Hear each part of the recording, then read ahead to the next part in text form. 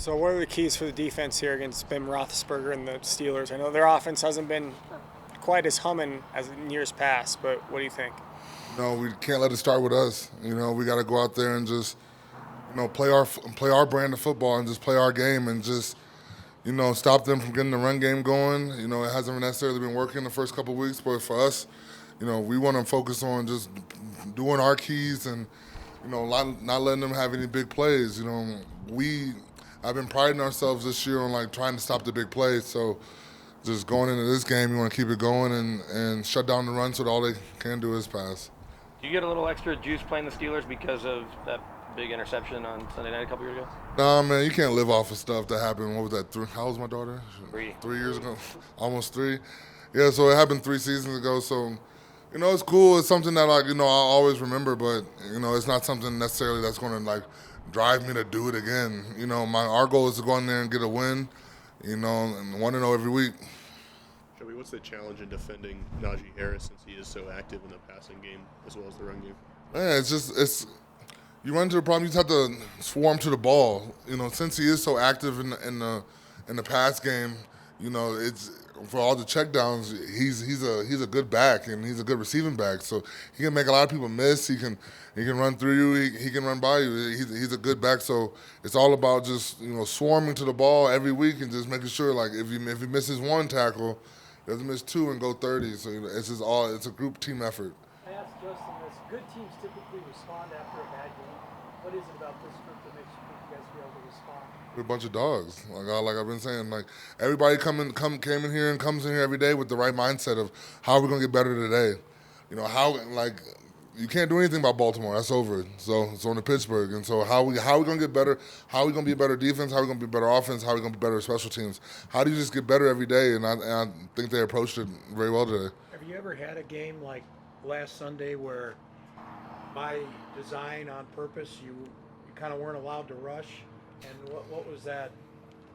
Was that frustrating for you? Well, no, it's just, you do what you're asked to do. No one's bigger than the defense. And, it's all about just trying to set our team up for the best way to get a win.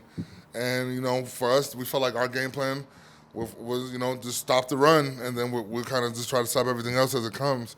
And obviously we didn't win, but, we tried to stick to our game plan. We tried to execute as well as we could. So it's just, no, I really haven't really been a part of that type of game plan before. I'm sure, you got to think about it. When you had players like Michael Vick and stuff like that, they've had to go through stuff like that before where it's just let's just try to contain them and make them throw it. But the thing that people don't realize, Lamar Jackson can throw. He's a quarterback. So, you just got to, he's a hell of a player. And you just got to respect everything that he does. But, our goal was just trying to stop him from running. At the risk of it's old news, but are you upset with what happened at the end of that game, and where are you with it now? Man, I don't really care. Vic already went over it. It's pros and cons of everything. I get it, but that's on them. For us, it's just we got to worry about the next play in the next game. So we're over that. Ben Roethlisberger, do you think he's fallen off at all, or what are you seeing from him with his struggles early this year on film?